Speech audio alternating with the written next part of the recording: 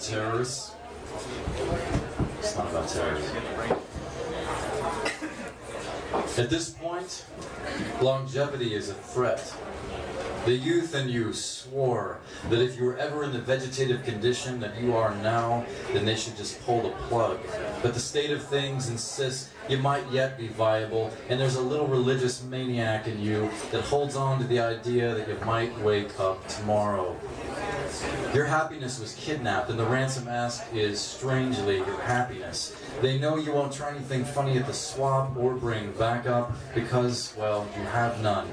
Your dreams are hostages. They will be released one at a time with your cooperation, as both financial and labor demands are met. If everyone behaves in a cool and calm fashion, you may be able to ride a two-person bike at some point, or even go to France in your 60s. Free time is a deal offered to you while you're on the clock. No, it's a bluff. Both good and bad cop know you won't take it. The last thing you really want is to spend time in the gulag of your consciousness, what with all the inquisitors trying to juice a confession or brilliant solution from you. At this point, love is a threat.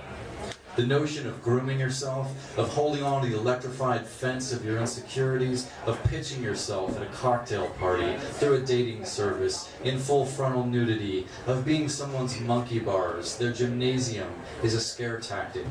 But then so is being alone.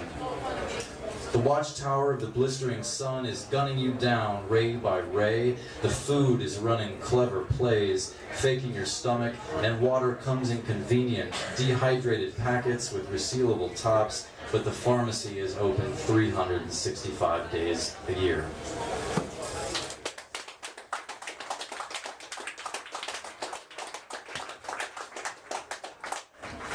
We have books for sale, by the way.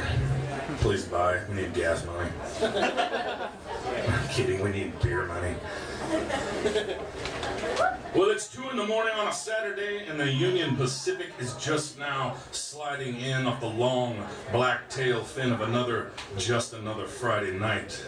And a faint red brake light of a star is idling far off on the horizon, and the wind is rolling around the streets, kicking up newspapers and leaves, looking for some blow, and maybe a little love, or something almost like it. And the cars line up along the loading docks. The brakes begin to screech and hiss, and bells and lights are firing off up and down the line, and then the driver blows out his high, lonesome moan, and from chasms and caverns and sub-basements deep beneath the state of Kansas, a prehistoric thunder roils and rumbles and roars up, pouring out over this steep, craggy embankment, made of the broken concrete slabs and abandoned appliances of better days.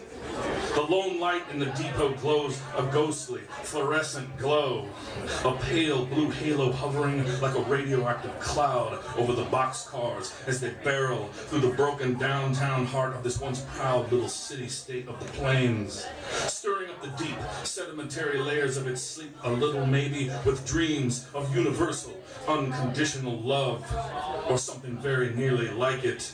And here we sit, across the river on the slope of the bank, hidden under an overhanging tree's wild latticework of layered leaves and gnarled cathedral arches, passing a half pint of Presidente and a quart of Mickeys back and forth, talking trash and holding court under the blind eye of a somewhat bipolar, if not exactly wrathful, God. And there, mingled somewhere in our winding little river of cheap booze and fancy talk, specially imported by the Union Pacific Railroad Company, or merely flown in on some impending weather front, just enough to taste it, the distant twang and grit of fine red dust from the fabled train yards of Tulsa. Well, the wind makes way for the rain to get down, and the news of the world streams by like stock market prices. Secret codes spray-painted and scrawled all along the line for the eyes of official train watchers only. Good news, brothers and sisters. Good news. So get it straight and take it to the street. AS loves SH. MK plus LB equals TLA.